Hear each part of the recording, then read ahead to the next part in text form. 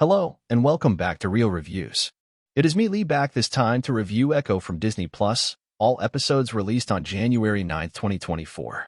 Based on Echo by Joe Quesada, created and written by Marion Dare, and starring Alaqua Cox. Required viewing would be the Hawkeye series. This is a 5-episode miniseries, directly following up the events of Hawkeye. A few mild warnings. First, this isn't a background show because Maya is deaf and large amounts of the conversations are had through sign language with subtitles. Second, and probably very obvious, but there will be spoilers. Currently, Echo has a 72% on Rotten Tomato, a 60 on Metacritic, and a 6.8 on IMDb. We are going to talk about the good and the bad before we get into episode breakdowns. The good, the core cast from what I could find is played by actors and actresses of indigenous descent. Alaqua Cox does a fantastic job acting. Remember that she is a deaf actress who is acting using almost exclusively ASL, body language, and facial expressions. Every character that is supposed to engage with Maya does so in ASL. Because of the characters knowing ASL, they use it as a way to communicate secretly, similar to people who know other languages, except this can be done even better because we can see it while the other characters cannot. Vincent D'Onofrio is absolutely imposing as Kingpin in every scene. They have important scenes where we are more in Maya's perspective, and because of this there isn't any real audio, which is a touch that I like a lot. A cool little Easter egg that they have is that the symbol that Echo wears in the comics is on her leather jacket. They didn't need to do that. Echo isn't a super popular character, so some details could go missing with few noticing. The fight choreography is honestly pretty damn good. Another important fact that could have easily been overlooked is that the show happens in Oklahoma, which is where the Choctaw Nation is, and Maya is supposed to be Choctaw in the MCU. The neutral is dumb, but someone is going to bring it up. Pretty much all of the bad guys are white. This isn't some supposedly woke choice.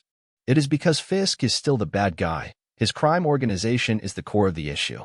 Fisk is a classic New York crime boss like the Corleone family. He uses local communities and implants his men into the community to keep an eye on them. This is where we are supposed to talk about the bad, but I don't really have anything bad to say about this show. Everything is wrapped up so tightly in a good story. Anything I didn't understand is due to me not understanding Choctaw culture and has nothing to do with the show or how it tells the story. The first episode gives us some much-needed backstory for Maya, our leading character, starting with her childhood, how she lost her leg up to how she started working for Kingpin.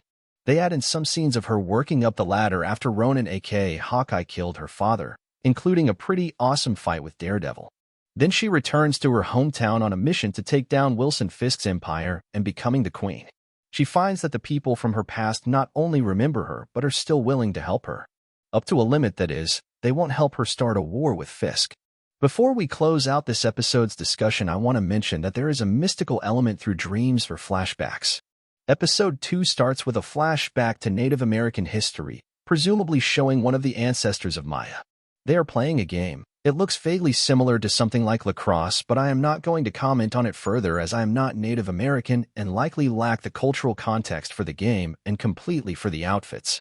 Then after this we see Maya send a friend on a supply run. I only bring this up because all of the supplies come from a pawn shop where they pretty openly make fun of white people for how they can be sold on quote authentic things if a bit of faux mysticism is thrown in along with a handful of presumed authenticity. We get a scene I won't spoil partially because I want to talk about the train heist type of scene. This is here to show that she is competent past just being a great fighter. In fact, she has the know-how to be a half-decent spy or infiltration expert. But she isn't perfect, she makes mistakes. On to episode 3. We open with something reminiscent of a silent film. It is about the Light Horsemen, a group of lawmen for the native people. It shows a young woman who is well trained by her father who is a light horseman, but he will not let her join him because she isn't a warrior, but earns a place by saving the others from a trap. Maya gets captured and kind of gets a pretty cool John Wick-style moment, though she isn't quite that skilled. The episode has 2 big reveals, neither of which I will spoil. Honestly, not a lot story-wise happens in this episode. Loads of cool stuff, but it is the middle episode and is there to bridge everything. The end of the first villain and the introduction of the real villain. Episode 4, we open on a flashback of Maya as a child and how she was raised by Kingpin with a short scene that was her last dinner with him. This is a Kingpin episode, but one of the coolest things about it is the contact lens that Maya gets that translates spoken word into ASL, Kingpin having an earpiece that translates ASL into spoken word. Kingpin is shown to be so smart, so powerful, and so calculating in this episode that I honestly up until now had forgotten how great he was in the Daredevil show.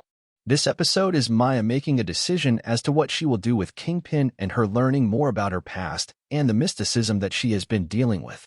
This episode is heavily story-based and a great watch. Episode 5, I will not talk about in any spoiler fashion.